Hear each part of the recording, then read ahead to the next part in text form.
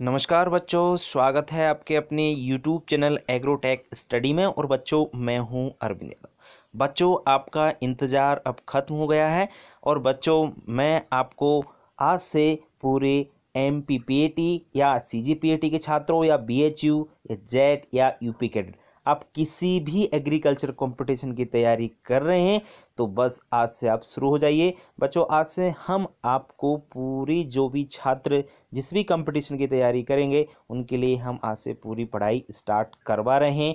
तो बच्चों, आज से हम शुरुआत कर रहे हैं आपकी गेहूं की फसल से। ठीक है बच्चों, तो गेहूं की फसल कितनी इम्पोर्टेंट है सभी छात्रों के लिए ये सब समझते हैं, जो छात्र पहले से तैयारी कर रहे हैं या आज से जो शुरुआत करेंगे। तो बच्चों, बिल्कुल ABCD से हम शुरुआत करने वाले हैं। बस आप लोग जो है ना तैयार हो जाइए इस तैयारी के लिए। 12th के एग्ज़ाम तब होंगे जब होंगे, लेकिन बच्चों आपको पता है कि एग्रीकल्चर में अगर आपको आगे बढ़ना है, आगे जाना है तो कंपटीशन फाइट करना पड़ेगा। तो कंपटीशन की तैयारी बहुत ज़रूरी है। एग्रीकल्चर कंपटीशन की तैयारी हम कराएंगे आपको पूरी, बस आप पढ़ते चलिए। तो बच्चों, इंतज़ार आपका पूरी तरीके से ख़त्म हो गया है। आप किसी भी एग्रीकल्चर कंपटीशन की तैयारी कर रहे हैं तो आपको वीडियो लगातार हमारे यूट्यूब चैनल एग्रोटेक स्टडी से मिलते रहेंगे। ठीक है बच्चों, अगर आप हमारे यूट्यूब चैनल पर नए हैं तो चैनल को सब्सक्राइब कर लीजिए और सब्सक्राइब करने के बाद बेल आइकन को दबाना बिल्कुल ना भूलिए, जिससे आपको जो भी वीडियो बनेगा नया वीडियो उसका नोटिफिकेशन आपको जल्द से जल्द मिल जाएगा। और अपने दोस्तों को शेयर जरूर करें। अगर आप 12th के छात्र हैं तो 12th की जो भी वीडियो हैं सभी आपको पता ही है कि हमारे यूट्यूब चैनल पर हैं। और अगर आप 12th कर चुके हैं और आप तैयारी कर रहे हैं कंपटीशन की तो आप ज़रूर हमारी इन वीडियो को देखते चलें। तो बच्चों, पूरा कोर्स मैं आपको इस यूट्यूब चैनल के माध्यम से, वीडियो के माध्यम से मैं आपको पूरा कराऊंगा। बस आप लोग पढ़ते चलें। कहीं भी किसी को दिक्कत आता है तो आप हमसे संपर्क कर सकते हैं या कमेंट बॉक्स में लिखकर कोई भी क्वेश्चन है तो आप पूछ सकते हैं। बस बच्चों, आगे बढ़ना है और पढ़ना है, पढ़ाई बिल्कुल नहीं छोड़नी है, बस पढ़ते चलिए आप लोग। बच्चों, जो भी वीडियो हैं उनको शेयर जरूर करें जिससे सभी बच्चों का फ़ायदा हो सके, कोई भी बच्चा छूटे ना। बस हमारा यही उद्देश्य है कि सभी बच्चों के पास हमारी जो वीडियो पहुंच सके। ठीक है, अब हम इस वीडियो की शुरुआत कर लें। बड़े अच्छे तरीके से हम इनको समझेंगे। बच्चों, गेहूं की फसल मैं आपको आज पढ़ा रहा हूं, पूरी फसल पढ़ाऊंगा, एंड तक आप वीडियो को जरूर देखिए और समझिए अच्छी तरीके से। बच्चों, सबसे पहले गेहूं का वानस्पतिक नाम ट्रिटिकम एस्टिबम है। तो ये हमको याद करना पड़ेगा कि गेहूं का वानस्पतिक नाम क्या है, ट्रिटिकम एस्टिबम। ठीक है ना, इसको खाने वाले गेहूं के नाम से जाना जाता है। इसका कुल कौन सा है बच्चों, कुल यानी फैमिली इसकी ग्रेमनी या पोएसी है। बच्चों, कई बार कंफ्यूजन हो जाता है। ग्रेमनी आपकी अनाज वाली फसलों की पुराना नाम है ग्रेमनी फैमिली, और पोएसी आपका ये नया नाम है। तो इसको आप लोग जरूर याद रखेंगे क्योंकि कई बार ये पूछ लिया गया है। तो बच्चे कंफ्यूज जाते हैं कि ग्रेमनी पढ़ा है हमने तो पोएसी कहाँ से आ गया। तो पोएसी भी आपकी जो भी अनाज वाली फसलें हैं, चाहे गेहूँ हो, धान हो या मक्का, बाजरा, ज्वार, जो भी हो। ठीक है बच्चों, चलिए। उत्पत्ति स्थान यानी ओरिजिन, ओरिजिन प्लेस इसका है दक्षिण पश्चिम एशिया। कहाँ पर आपका, साउथ वेस्ट एशिया भी इंग्लिश वाले समझ सकते हैं। हिंदी मीडियम इंग्लिश मीडियम दोनों को मैं पढ़ाऊंगा, आप चिंता ना करें। मैं आपके मेरे वर्ड्स पे आप लोग विशेष याद रखेंगे, ध्यान देंगे उन पर। गुणसूत्र संख्या, क्रोमोसोम नंबर 2n बराबर 42 होते हैं। गुणसूत्र संख्या का मतलब होता है कि जो गेहूं है, गेहूं में पाए जाने वाले जो क्रोमोसोम होते हैं वो 2n बराबर 42 होता है। मतलब आपका ये हेक्साप्लॉइड है। n बराबर 7। अब 7 आपका हेक्साप्लॉइड का मतलब होता है 60 गुणित, यानी 6 7 42, यानी 2n बराबर आपके कितने हो जाएंगे, 42। याद रखें गुणसूत्र संख्या कितनी होगी आपके ट्रिटिकम एस्टिबम में, 42 होती है। खाए जाने वाला गेहूं मैक्सिकन गेहूं है। बच्चों, इसको मैक्सिकन गेहूं कहते हैं और इसका बॉटनिकल नाम मैं आपको पहले ही बता चुका हूं, ट्रिटिकम एस्टिबम। क्या है इसका वानस्पतिक नाम, ट्रिटिकम एस्टिबम। विशेष आपको अच्छी तरीके से इसको याद रखना है। नेक्स्ट है बच्चों मार्कोनी गेहूं। मार्कोनी गेहूं ट्रिटिकम ड्यूरम होता है बच्चों। और ट्रिटिकम ड्यूरम जिससे हम सूजी, सूजी तो सब लोग जानते होंगे, घर पे आपका हलवा जो बनता होगा वो आपको किससे बनता है, ट्रिटिकम ड्यूरम से। इससे आपकी सूजी बनाई जाती है। ठीक है बच्चों, बहुत सारे बच्चे तो नहीं जानते होंगे सर सूजी किससे बनती है। सूजी गेहूं से ही बनती है, सिर्फ वैरायटी अलग होती है। ध्यान रखना, आपको मार्कोनी गेहूं के नाम से इसे जाना जाता है। ट्रिटिकम ड्यूरम आपका गेहूं होता है। ठीक है, ईमर गेहूं। बच्चों ईमर गेहूं जो होता है इसको टिटिकम डाइकोकम के नाम से जानते हैं। टिटिकम डाइकोकम ईमर गेहूं का बॉटनिकल नेम है और इससे उपमा एक कह सकते हैं एक मिठाई होती है, इस मिठाई तो नहीं कह सकते, इससे बनाया जाता है। और मैदा ये तो सब लोग जानते होंगे। तो मैदा आपका किससे बनाया जाता है बच्चों? ईमर गेहूं से। टिटिकम डाइकोकम इसका बॉटनिकल नेम होता है। तो बच्चों आपको समझ में आ गया होगा कि सूजी किससे बनाई जाती है, मैदा किससे बनाया जाता है। ये दोनों चीज़ आपको याद रखनी की, कई बार एग्जामों में ये चीज़ें पूछी जाती हैं। ठीक है बच्चों, बढ़ते हैं हम आगे। नेक्स्ट है आपका बच्चों गेहूं का सबसे अधिक उत्पादन चाइना करता है। बच्चों सबसे ज़्यादा गेहूं का उत्पादन कौन करता है? चीन एक देश है, आप सब जानते हैं। यहाँ पर सबसे ज़्यादा गेहूं का उत्पादन होता है। दूसरे नंबर पर हमारा इंडिया आता है। इंडिया में दूसरे नंबर पर, पूरे वर्ल्ड की बात कर रहे हैं हम, पूरे विश्व में पहला नंबर चीन का और दूसरा हमारे भारत का आता है। बच्चों नेक्स्ट है विश्व में सर्वाधिक खाया जाने वाला अनाज गेहूं है। बिल्कुल बच्चों, दुनिया में सबसे ज़्यादा गेहूं को खाया जाता है और दूसरा नंबर आपका किसका आता है? ध्यान रखें, धान का आता है, मतलब चावल कह सकते हैं। चावल को दुनिया सब सेकंड नंबर पर आपका मुख्य भोजन के रूप में उपयोग करती है। गेहूं रबी ऋतु की फसल है, ये तो सब जानते होंगे। 3 ऋतुएं होती हैं, रबी, खरीफ और जायद। तो गेहूं है आपका, चना, सरसों, ये कौन सी सीजन की फसल है? ये सभी रबी सीजन की फसल है। आप लोग 12th कर चुके हैं, कर रहे हैं जनरली, तो ये सब चीज़ें तो जनरल चीज़ें जानते होंगे आप लोग। गेहूं को अनाजों का राजा कहा जाता है। बिल्कुल बच्चों, गेहूं को आपका क्या कहा जाता है? जो व्हीट होता है ना, इसको सीरियल्स का किंग कहा जाता है। ये अनाजों का राजा है। जब अनाजों का राजा गेहूं है तो अनाजों की रानी कौन है? मक्का। ये चीज़ आप लोग जानते होंगे क्योंकि मैंने इससे पहले एक वीडियो बनाया था, लगभग 1 से 1.5 घंटे का वीडियो था, जिसमें मैंने आपको पूरा जनरल एग्रीकल्चर पढ़ाया था। अगर वो वाला वीडियो आपने पूरा देख लिया होगा तो आपको कहीं भी कोई प्रॉब्लम नहीं आएगी। जो जनरल चीज़ें हैं वो आपकी वहीं पर मैंने क्लियर कर दी थी। चलिए बच्चों, अब बढ़ते हैं हम आगे। सीरियल शब्द रोमन भाषा से लिया गया है। बच्चों बहुत सारे शब्द जो हैं एग्रीकल्चर के वो अलग अलग भाषा से लिए गए हैं। जैसे हम एग्रीकल्चर की बात करें तो एग्रीकल्चर लैटिन भाषा का शब्द है। तो उसी प्रकार से सीरियल का मतलब जो भी अनाज वाली फसलें हैं वो सभी आपकी सीरियल्स कहलाती हैं। और सीरियल्स जो शब्द है वो रोमन भाषा से लिया गया है। गेहूं में उपस्थित प्रोटीन का नाम ग्लूटीन है। बच्चों गेहूं में जो प्रोटीन पाया जाता है ना, उसको हम ग्लूटीन कहते हैं। क्या कहते हैं? एग्रीकल्चर की लैंग्वेज में ग्लूटीन कहा जाता है। और गेहूं में 8 से 12% आपका प्रोटीन होता है। याद रखें, जो गेहूं होता है हम खाते हैं उसमें 8 से 12% आपका प्रोटीन पाया जाता है। बच्चों नेक्स्ट है गेहूं का पुष्पक्रम, मतलब जो आपका गेहूं की बाली कह सकते हैं एक तरह से। तो गेहूं के पुष्पक्रम को स्पाइक कहा जाता है। क्या कहा जाता है बच्चों? गेहूं के पुष्पक्रम या बाली को स्पाइक कहते हैं। नेक्स्ट बच्चों, गेहूं के बीज कैरियोप्सिस कहलाता है। गेहूं का बीज नहीं बच्चों, जो भी अनाज वाली फसलें हैं सभी के बीज को कैरियोप्सिस कहते हैं। ठीक है बच्चों, चलिए अब बढ़ते हैं हम आगे नेक्स्ट आपके पॉइंट की ओर। नेक्स्ट है बच्चों, गेहूं के साथ इंटरक्रॉपिंग के लिए प्रचलित फसल सरसों है।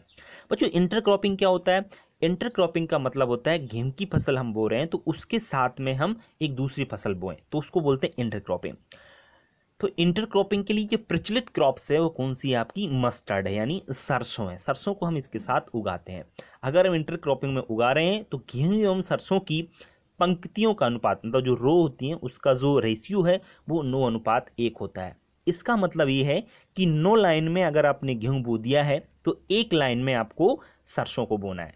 तो ठीक है ना, तो ये इंटरक्रॉपिंग आपकी हो जाएगी।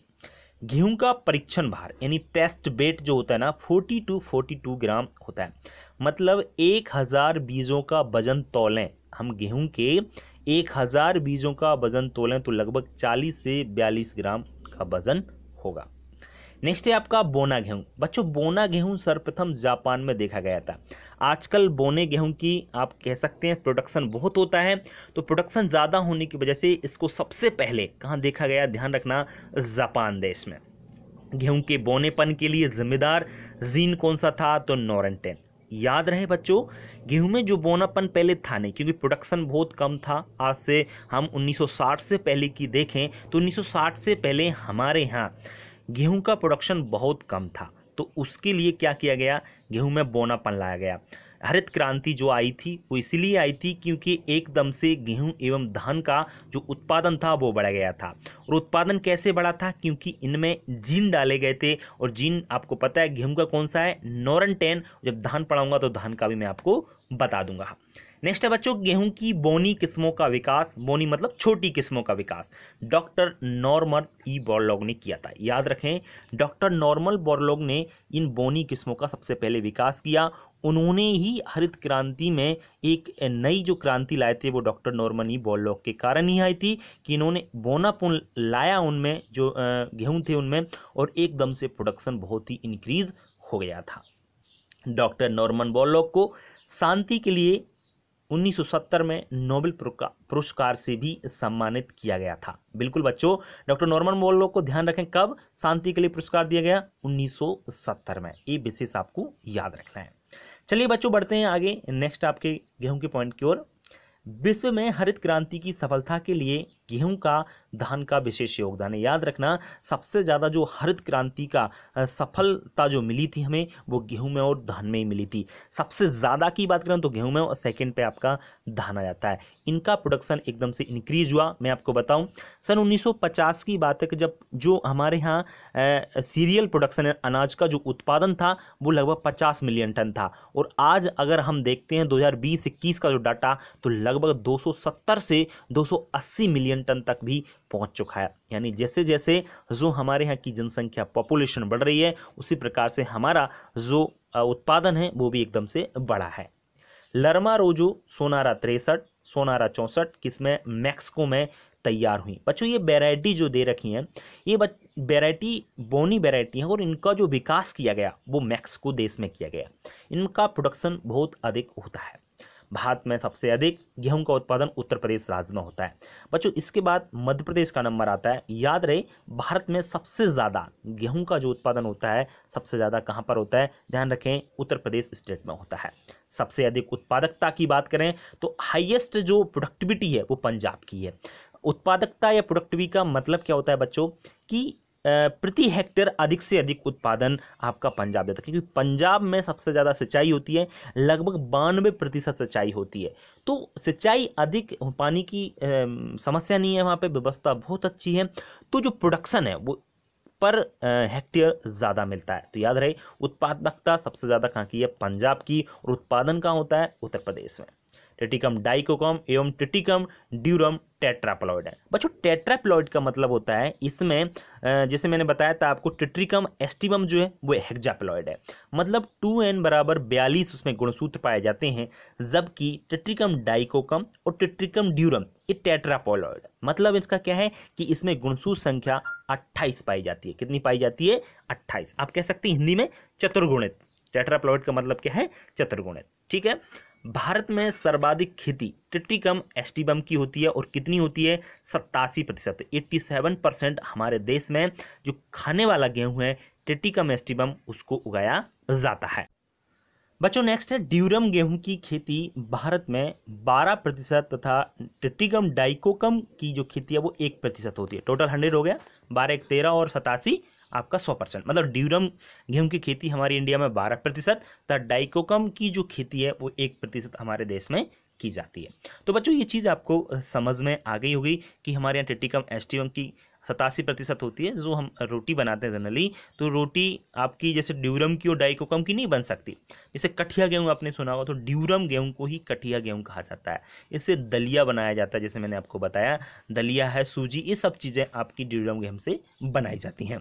इनसे रोटी नहीं बनाई जा सकती, क्योंकि उनमें ग्लूटीन जो प्रोटीन होता है उसकी मात्रा कम पाई जाती है। रोटी क्यों बन जाती है, गोल क्यों हो जाती है? उसका रीज़न ये है कि उसमें ग्लूटीन नामक प्रोटीन पाया जाता है।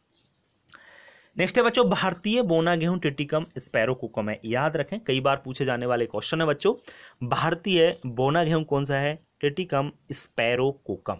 ठीक है बच्चों, एक चीज़ मैं आपको बता देता हूं, आपने एक बार वीडियो देख लिया है तो बच्चों दूसरी बार भी इस वीडियो को आप देखते रहें, तीसरी बार भी आप देख सकते हैं, तभी जाके आपका पक्की चीज़ें हो पाएंगी, क्योंकि एक बार में तो नहीं हो सकता। तो मैं इसलिए कह रहा हूँ आप नोट्स भी तैयार कर सकते हो, कोई बड़ी बात नहीं है।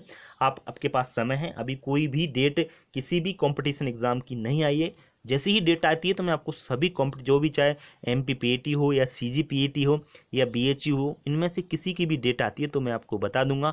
आप परेशान बिल्कुल नहीं होना। आपकी पूरी जो भी सूचनाएं हैं, आपको एग्रीकल्चर से संबंधित सभी सूचनाएं आपको इस यूट्यूब चैनल के माध्यम से मिलती आपको रहेंगी। ठीक है, बस आप लोग तैयारी में लग जाएं। अगर आपको आगे कुछ करना है बच्चों तो आपको यहीं से पढ़ना होगा, मेहनत करनी पड़ेगी। मेहनत करोगे तो आप आगे ज़रूर बढ़ोगे। चलिए, गेहूं में सिंचाई की क्रांतिक अवस्था, बच्चों क्रिटिकल स्टेज बोला जाता है इनको। RBL भारद्वाज के द्वारा दी गई थी। बिल्कुल, एक साइंटिस्ट थे RBL भारद्वाज, इन्होंने सबसे पहले क्रिटिकल स्टेज बताई थी गेहूं में। क्रिटिकल स्टेज का मतलब है कि किस अवस्था पर कितना पानी आपको देना है गेहूं में। तो देखिए आप लोग, CRI यानी क्राउन रूट इनिशिएशन इसको बोलते हैं। ये बुवाई के 21 दिन बाद हम गेहूं में देते हैं, और इस अवस्था पर अगर हम पानी नहीं देते हैं गेहूं में तो उत्पादन में लगभग 40% तक का नुकसान हो जाता है। तो याद रखें, अगर आप एक किसान भी हैं तो याद रखना है, आपको गेहूं की फसल में लगभग 20 दिन यानी 21 दिन दे रहा है, 20 से 25 दिन के बीच में आपको उसमें सिंचाई कर देनी है। अगर आप सिंचाई नहीं करते हैं तो 40% तक उसका प्रोडक्शन कम हो जाता है। क्लियर? चलिए, गेहूं में बच्चों 6 सिंचाई की आवश्यकता होती है। वैसे हम जनरल जो गेहूं है उसमें 6 सिंचाइयों की 6 इरिगेशन की आवश्यकता होती है। ठीक है बच्चों, बहुत सारे बच्चे कह रहे हैं कि हम तो 2 देते हैं 3 देते हैं। तो बच्चों वो रीज़न होता है, वैरायटी पर डिपेंड करता है। अगर वैरायटी से अच्छी वैरायटी है, प्रोडक्शन आप अच्छा लेना चाहते हो तो 6 सिंचाइयाँ आपको करनी पड़े। एक सिंचाई का पानी उपलब्ध है आपके पास, मानकर चलिए आपके पास एक ही पानी है, तो फिर क्या करें, तो आपको कब देना है पानी, CRI अवस्था पर, यानी जब 21 दिन की आपके गेहूं हो जाए तब आपको एक पानी आपके पास है तो तभी आपको वहाँ पर सिंचाई करनी है।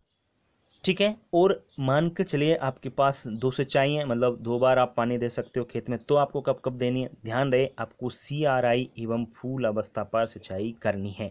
एक तो आपको क्राउन रूट इनिशिएशन यानी कब आपको देनी है, जब 21 दिन की आपकी क्रॉप हो जाए तब आपको देनी है। दूसरी आपकी जब फूल आ जाते हैं फ्लावर स्टेज पर आपको सिंचाई कर देनी है। ठीक है बच्चों, और मानकर चलिए आपके पास 3 सिंचाई हैं। 3 सिंचाई का पानी अगर उपलब्ध हो तो एक तो CRI, दूसरी है गांठ बनते समय, जैसे आपने देखा हो गेहूं में गांठ बनती है तो गांठ बनते समय, और तीसरी सिंचाई आप दुग्ध अवस्था। दुग्ध अवस्था का मतलब होता है जो गेहूं होता है ना, शुरुआत में जब बनता है तो उसमें से दूध निकलता है, तो उस स्टेज पर मिल्किंग स्टेज जिसको बोलते हैं, और जॉइंटिंग स्टेज, मिल्किंग स्टेज, इन पर आप सिंचाई करना आपको चाहिए। चलिए बच्चों, नेक्स्ट है आपको गेहूं की बीज दर की बात करते हैं यहाँ पर। तो गेहूं की बीज दर, डिबलिंग विधि। बच्चों डिबलर एक यंत्र होता है, इसके माध्यम से हम बुवाई करते हैं गेहूं की। जनरली बहुत सारे छात्रों ने देखा भी होगा, नहीं भी देखा हो, कोई बात नहीं देखा तो आप इसको सर्च कर सकते हैं गूगल पर। डिबलिंग विधि में 25 से 30 किलोग्राम प्रति हेक्टेयर बीज चाहिए। बिल्कुल, अगर हम गेहूं को डिबलर से बुवाई कर रहे हैं, जनरली मेड़ों पर बुवाई की जाती है इसकी, तो उसे 25 से 30 किलोग्राम बीज आपके लिए काफ़ी है 1 हेक्टेयर के लिए। 1 हेक्टेयर बराबर कितना होता है, सब जानते हैं 4 बीघा। कितना होता है, 4 बीघा। समय पर बुवाई 100 किलोग्राम प्रति हेक्टेयर। अगर आप समय पर बुवाई कर रहे हैं, जनरली जैसे हम करते हैं सीड ड्रिल की विधि द्वारा, सीड ड्रिल से हम अगर बुवाई करते हैं तो 100 किलो बीज हमको चाहिए प्रति हेक्टेयर, मतलब 1 हेक्टेयर के लिए 100 किलोग्राम बीज की आवश्यकता होगी। और अगर देरी से बुवाई कर रहे हैं, थोड़ा सा लेट हो गए, तो बीज की मात्रा को बढ़ा दिया जाता है, 125 किलोग्राम प्रति हेक्टेयर बीज की आवश्यकता होती है। क्यों? क्योंकि बहुत सारे जो बीज होते हैं उनका अंकुरण नहीं होता है। जब अंकुरण नहीं होता है तो हम लोग क्या है, बीज की मात्रा को बढ़ा देते हैं, इसलिए कुछ थोड़ा बहुत उगे नहीं तो भी कोई फर्क नहीं पड़ेगा। नेक्स्ट है बच्चों गेहूं की स्पेसिंग। स्पेसिंग का मतलब होता है अंतरण, मतलब एक गेहूं यहाँ पर है तो दूसरा गेहूं हम कहाँ पर बोएंगे, तो वो रो टू रो की जो दूरी होती है, एक रो से दूसरी रो की दूरी 22.5 सेंटीमीटर होती है, तथा प्लांट टू प्लांट की जो दूरी होती है, एक पौधे से दूसरी पौधे की दूरी होती है 10 सेंटीमीटर। समझ में आ रहा है ना, पौधे से एक पौधे की दूरी 10 सेंटीमीटर, और जो लाइनिंग होती है जनरली रो टू रो बोलते हैं उसको, रो की जो दूरी होती है वो 22.5 सेंटीमीटर रखा जाता है। बच्चों वेरी इंपॉर्टेंट प्रश्न है, सभी याद रखें। कोई समस्या आपको आती है तो आप हमसे सीधे संपर्क कर सकते हैं, एवं सीधे आप हमारे क्या है कमेंट बॉक्स में लिखकर कोई भी प्रश्न पूछ सकते हैं। ठीक है, चलिए बोने गेहूं की बुवाई 3 से 4 सेंटीमीटर की गहराई पे करते हैं। जो आपका बोना गेहूं है उसकी बुवाई कहाँ की जाती है, 3 से 4 सेंटीमीटर पर।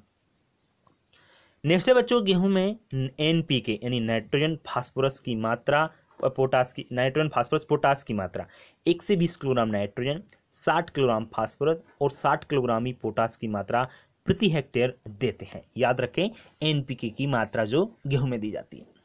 गेहूं सा या गेहूं का मामा जनरली सब जानते हैं, गेहूं का ये प्रमुख खरपतवार है। खरपतवार तो जनरली जानते होंगे सब लोग, जो बिना बोए खेत में उगे आते हैं उन्हें हम खरपतवार कहते हैं। और गेहूं की फसल का जो प्रमुख खरपतवार है वो कौन सा है, फेलेरिस माइनर या गेहूं का मामा। इसका वानस्पतिक नाम विशेष याद रखना, फेलेरिस माइनर्स इसका वानस्पतिक नाम है। गेहूं की फसल में हिरनखुरी, बथुआ आदि खरपतवार, बहुत सारे आपके जो खरपतवार हैं वो गेहूं की फसल में उगाते हैं।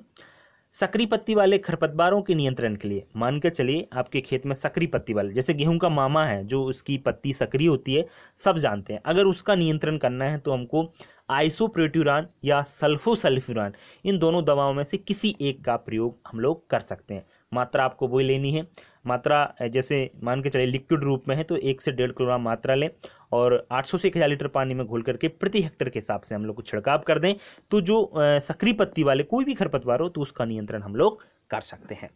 मान के चलिए चौड़ी पत्ती वाले खरपतवार है, चौड़ी पत्ती वाले खरपतवारों के नियंत्रण के लिए 2,4-D का उपयोग किया जाता है। किसका उपयोग किया जाता है, 2,4-D, एक जो आपकी खरपतवार नाशी दवा होती है, इसका उपयोग हम लोग करते हैं।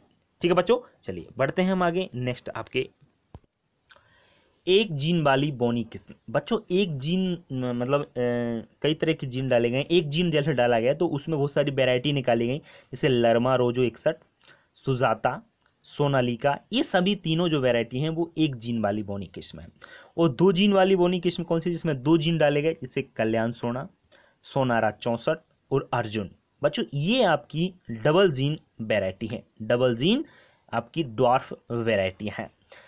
3 zone triple gene dwarf variety कौन सी है, हीरा, मोती और लाल बादशाह। बच्चों ये कई बार पूछी जा चुकी हैं। ट्रिपल जीन ड्वार्फ जो वैरायटी है, 3 जीन बोने वाली जो किस्म है, हीरा, मोती और लाल बादशाह है, विशेष आपको याद रखेंगे इनको।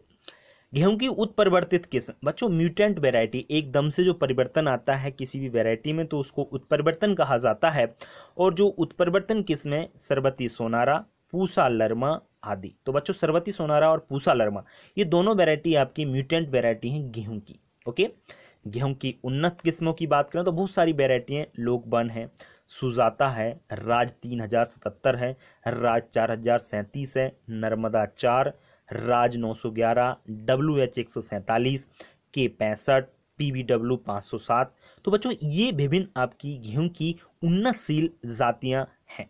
ठीक है, टेट्रिकम ड्यूरम की भी 1-2 वैरायटी हैं तो उनको भी हम थोड़ा सा देख लेते हैं। ड्यूरम गेहूं की किस्में मेघदूत और जयराम है। तो बच्चों मैंने वही प्रश्न इस वीडियो में या उन पूरे में रखे हुए हैं जो प्रश्न आज तक पूछे गए हैं। बच्चों एक्स्ट्रा मैं फाल फोकट का नहीं पढ़ाता हूँ, क्योंकि वही चीज़ इंपॉर्टेंट है हमारे लिए। समय हमारे पास उतना ही होता है, उतने में हमको पूरा पढ़ना होता है। तो पूरा क्रैश कोर्स जो है वो आपको मैं पढ़ाऊंगा, बस आप पढ़ते चलिए। पर डे आपको 2-3 वीडियो कोशिश करूंगा 2 से 3 वीडियो आपको मिल जाए।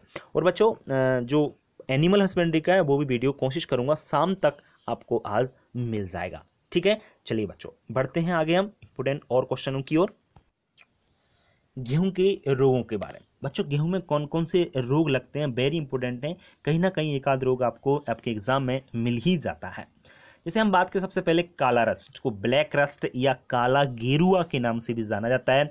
और यह रोग पक्सीनिया ग्रेमिनिस्टेटिसाई कवक के द्वारा होता है, फंगस से होता है। बच्चों याद रखें फंगस का नाम पक्सीनिया ग्रेमिनिस्टेटिसाई के द्वारा ब्लैक रस्ट नामक रोग होता है। और इसको स्टेम रस्ट के नाम से भी जाना जाता है। क्या बोलते हैं, तना गेरुआ, या आप कह सकते हो स्टेम रस्ट के नाम से इसको जानते हैं।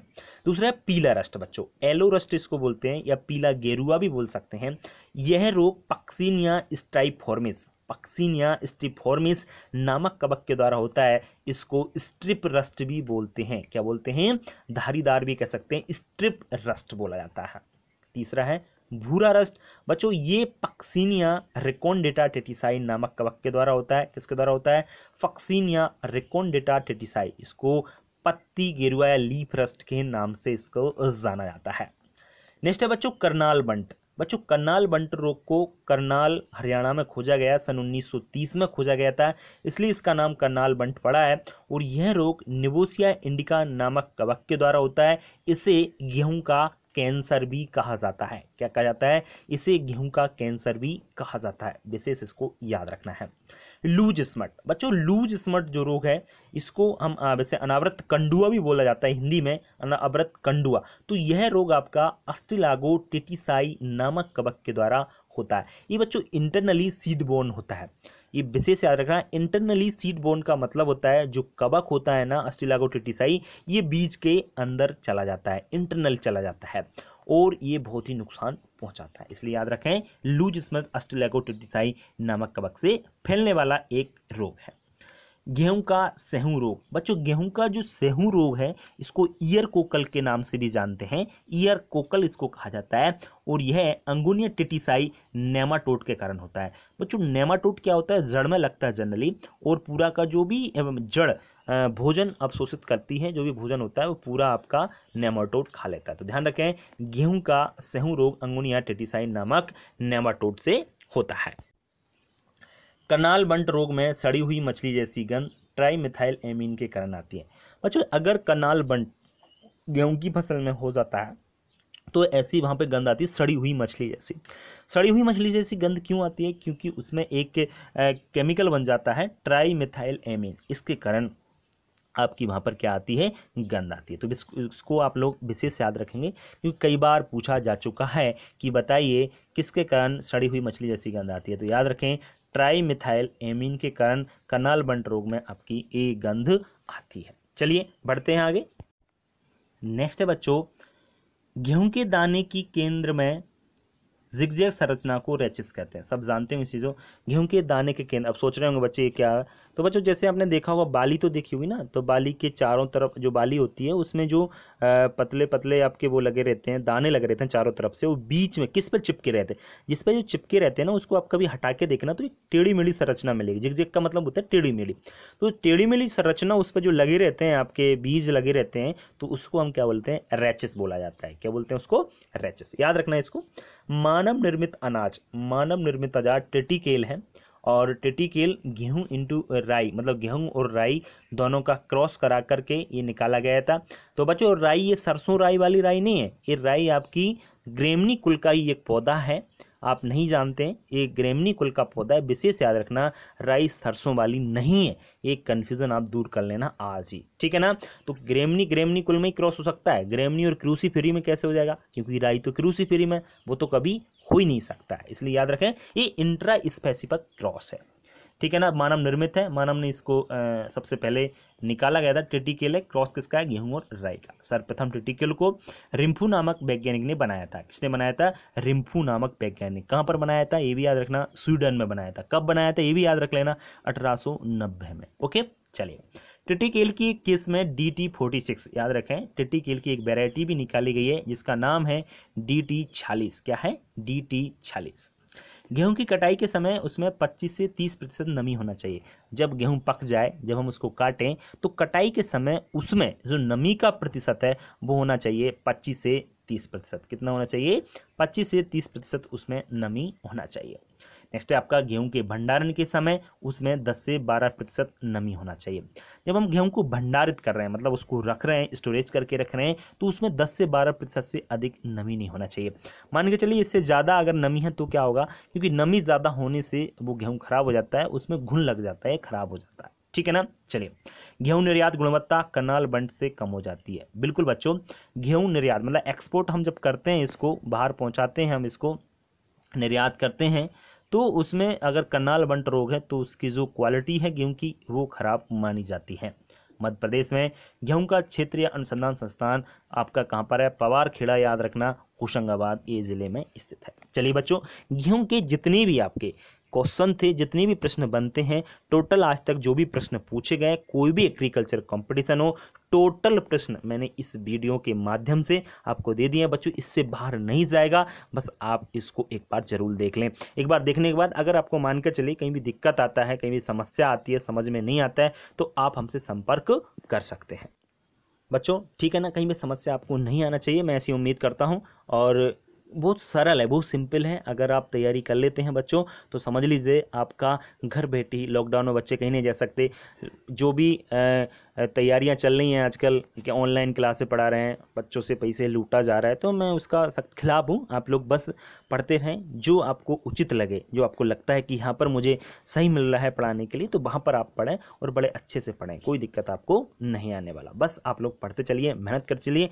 सक्सेस आप ज़रूर होगे। ठीक है, अगर आप नए हैं हमारे चैनल पर, चैनल को सब्सक्राइब जरूर करें।